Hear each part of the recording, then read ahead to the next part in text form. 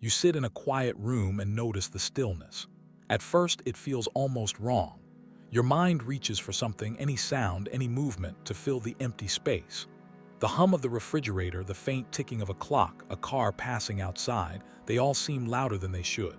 You realize your chest has tightened slightly, almost reflexively, as if your body is bracing against something invisible. Calm here doesn't feel like calm. It feels exposed. You might tilt your head slightly, listening for a familiar rhythm, a reassurance. But the quiet continues, patient and unmoving. A small knot of unease rises in your stomach and you notice it without judgment. You're not panicking.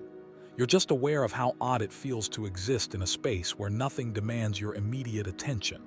You lean back, noticing your shoulders, the way they hover halfway between tension and release. There's a subtle ache, as if your body is remembering all the moments it once had to prepare for something, anything, sudden, urgent, or unpredictable. It is strange, isn't it? The way calm can feel foreign, almost uncomfortable. Not because the world is unsafe in this moment, but because your body has learned a different rhythm, a faster, sharper one. Somewhere along the way, you adapted to noise, to distraction, to constant motion. And that adaptation became a part of you, a quiet, invisible layer that lingers even now. You may notice your mind wandering, checking, scanning, preparing for what is not actually there. That restlessness is not failure. It is memory. It is a pattern learned over time to navigate life as it was presented to you. You inhale slowly. The air feels heavier, fuller. Perhaps for a moment your chest rises with a soft resistance, almost as if your lungs are not used to taking in space without tension. And yet with each exhale, the knot loosens a fraction, almost imperceptibly. You feel yourself noticing the rhythm, your rhythm, separate from the world outside. This observation is gentle. There is no rush to change, no pressure to respond. Awareness alone is enough for now. As you sit there, it begins to occur to you that calm is unfamiliar not because it is rare, but because your body and mind have been taught something else: readiness. Perhaps you were conditioned early on to respond quickly to subtle cues in your environment. Perhaps quiet meant caution or inattention felt unsafe. Perhaps stillness was always an interruption, a pause you were not allowed to linger in. And even now, as an adult, those habits whisper beneath the surface. They color what should be neutral moments with tension, a sense of expectation, a subtle readiness for danger that is no longer present. You might notice your hands. Are they resting loosely in your lap, or do they curl slightly, unconsciously, as if holding onto something? That small curl is not a flaw, it is a trace of history. A pattern formed when your nervous system learned that holding on, bracing, preparing was safer than letting go.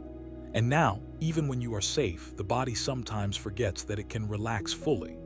Awareness of that pattern without judgment is the first quiet shift toward understanding. There is a faint memory that arises, perhaps a childhood afternoon, a room too bright, voices overlapping, movement everywhere.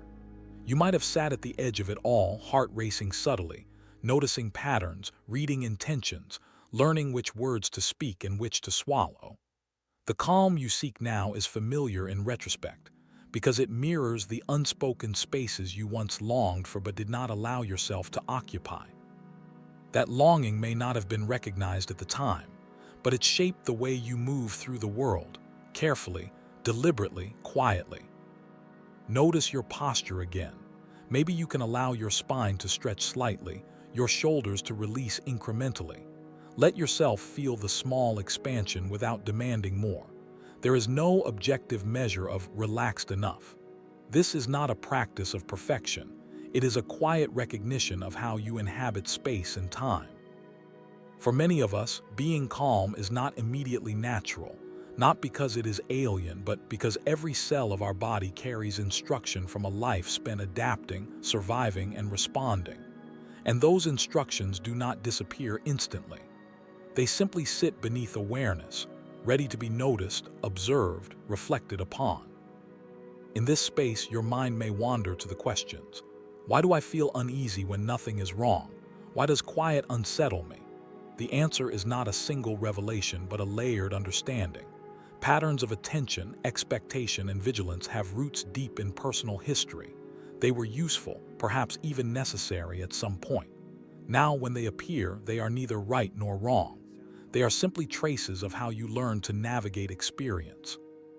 Recognizing them gives you choice, not obligation, not correction. Choice is subtle. It whispers that you can observe without acting, that you can exist in quiet without proving something, without performing readiness. Take a slow breath and notice what arises.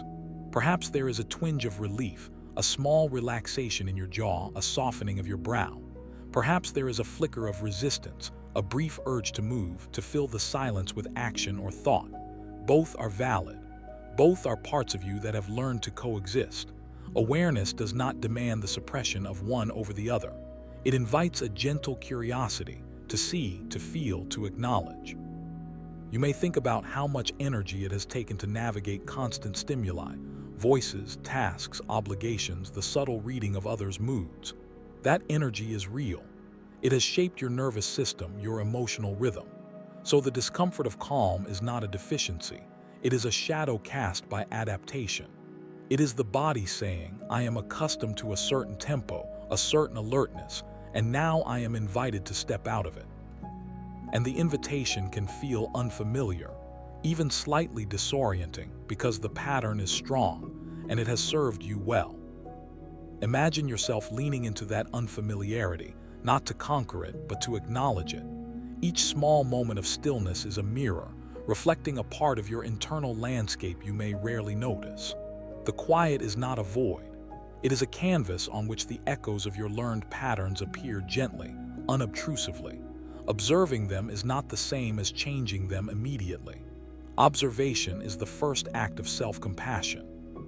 It gives the body and mind permission to exist without judgment, without demand, without the expectation of productivity or performance. Perhaps you notice a subtle shift, a softening in your chest, a slower cadence in your thoughts. This is not a permanent change, nor does it need to be.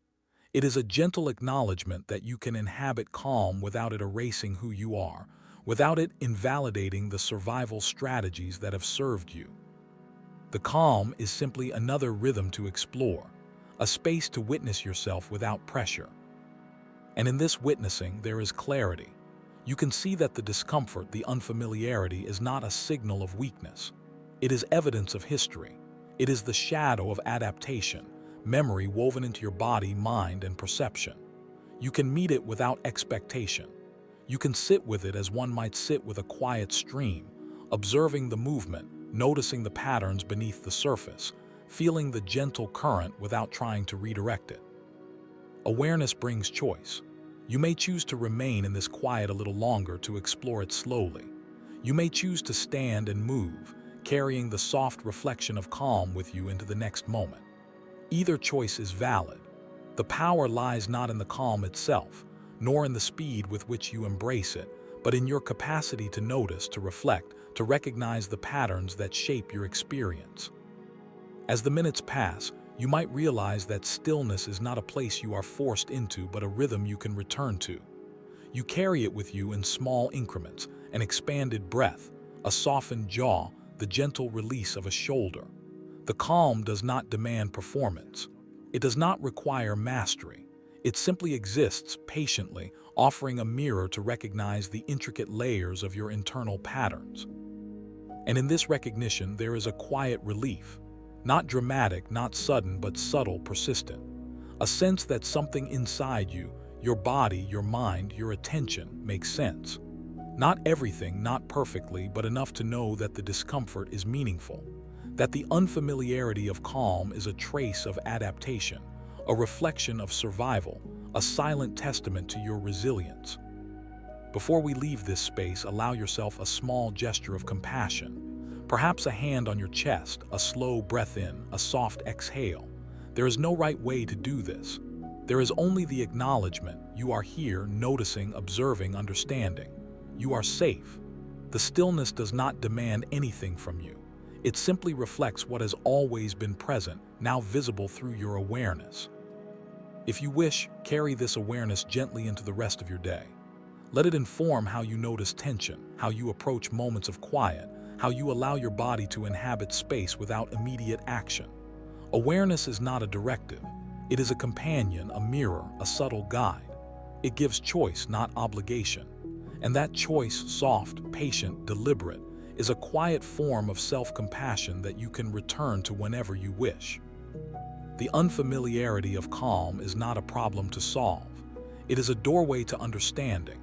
Every moment spent in observation, every breath taken with attention, every micro-permission to release tension is a step toward gentle clarity. You do not need to rush. You do not need to perform. You simply need to notice, reflect, and carry the subtle awareness forward.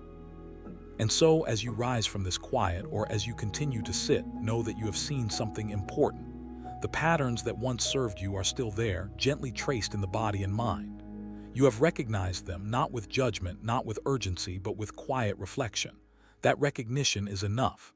Awareness itself is a form of understanding. It allows you to meet yourself with patience, with gentle curiosity, with grounded hope. You are not broken. You are not behind. You are here, noticing, observing, and slowly learning that calm, though unfamiliar, can exist alongside all that you carry. And that is enough for now.